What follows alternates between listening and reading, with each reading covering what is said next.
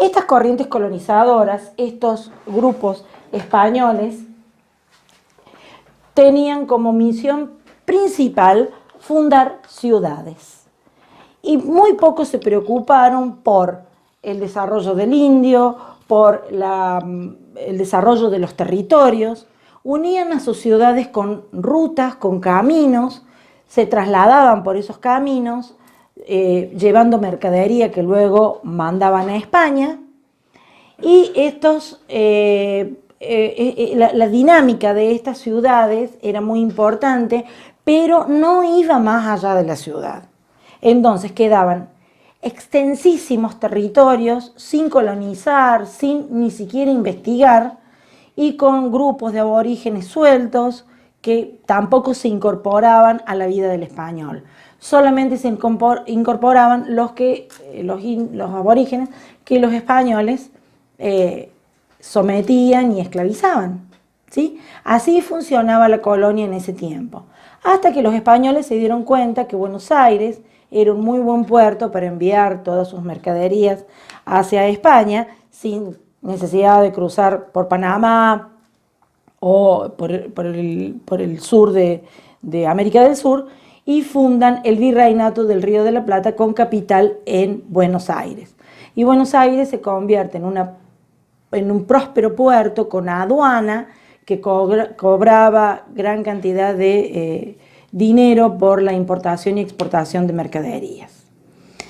Esta es la etapa colonial. Hay una sola excepción a este escaso desarrollo que los españoles le dan al territorio, y es la llegada de los jesuitas. Los jesuitas, la orden de los jesuitas, los sacerdotes jesuitas, se establecen en puntos muy distantes entre sí, alejados de las ciudades, y entablan una relación muy afectuosa con los indios, a los que llevan a vivir en misiones, los educan, les enseñan oficios, y en estos lugares los indios aprendieron y mejoraron notablemente su calidad de vida. Pero las misiones jesuíticas eran excelentes centros comerciales, porque allí se producían muebles, se producían instrumentos musicales, se producía harina, hasta se criaban mulas, por ejemplo, en algunas de acá de Córdoba, y el comercio era muy intenso. Y esto no le gustó a los españoles, entonces los jesuitas fueron expulsados, no solo de América, sino de todas las misiones que tenían en Asia también, y lamentablemente todos esos pueblos quedaron abandonados y quedaron a la deriva.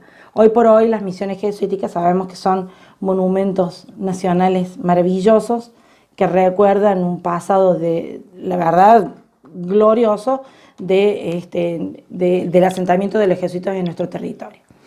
Llegan el siglo XIX, los aires de cambio, la Revolución de Mayo, los primeros patriotas, todos hijos de españoles o educados en España, San Martín, Belgrano, Mariano Moreno, todos muy inteligentes, muy capaces, ven la necesidad de producir la revolución y de cortar definitivamente el vínculo con España. Y así, el 25 de mayo de 1810, Argentina rompe las cadenas que nos unían a España. Bien, inicia el siglo XX entonces y entramos a una nueva etapa económica, social y cultural de la Argentina.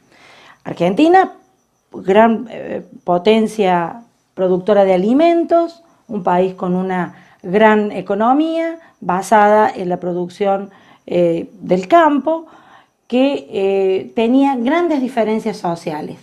Los ricos terratenientes, la oligarquía, dueños de los grandes campos, gente muy rica, y la gente que trabajaba en el campo muy pobre.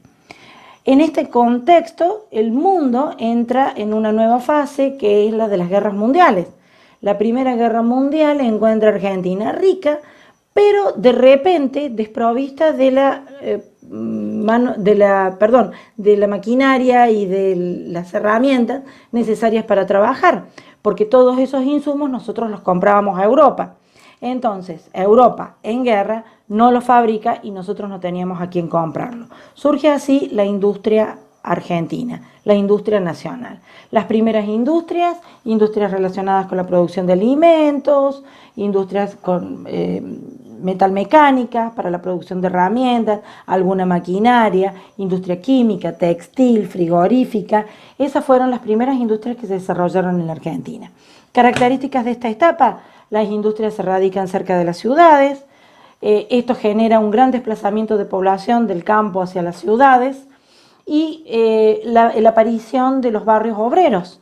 Esta población vivía en barrios de casas todas iguales, muchos todavía los vemos acá en Córdoba, en donde vivían los empleados de las industrias. Otros que no tuvieron tanta suerte se fueron asentando en lugares marginales y surgen así las primeras villas miserias de la Argentina. Otra característica de esta época es la gran demanda de energía. La industria requiere mucha energía y para esto se construyen grandes obras hidroeléctricas, los grandes diques. Acá en Córdoba tenemos muchos: San Roque, Cruz del Eje, La Viña, etc., para la generación de la energía tan necesaria para la industria. Otro elemento, otra característica propia de la época es la necesidad de formar al obrero, al personal de la industria. Y surgen así las escuelas técnicas, escuelas destinadas a la formación de oficios que fueron muy exitosas, formaban torneros, electricistas, especialistas en mecánica, etc., y que lamentablemente con el tiempo desaparecieron. Otro elemento, otra característica fundamental relacionada con la política es la aparición del peronismo, del gremialismo, de los sindicatos, con mucha fuerza. La clase obrera adquiere mucha fuerza, y el peronismo que concentra mucho el poder. Este poder hace que inevitablemente surjan diferencias con otros sectores políticos y se producen algunos golpes de Estado. La década del 60, la década del 70 es muy ejemplificadora al respecto. El Estado tiene un poder ilimitado, es el que organiza prácticamente todo: la salud, la educación, el trabajo, la vivienda, es el Estado protector, ¿sí?